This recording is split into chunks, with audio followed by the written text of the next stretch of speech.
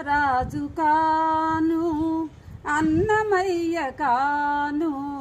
ఓనమాలు రాణి జీవి నేను ఓనమాలు రాణి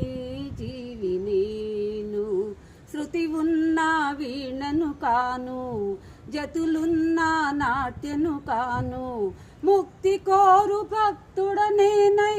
చెంత చేరి పదముల వ్రాలి హృదయ కడలి అశ్రువులన్నీ పొంగి పొరల అర్పించెదను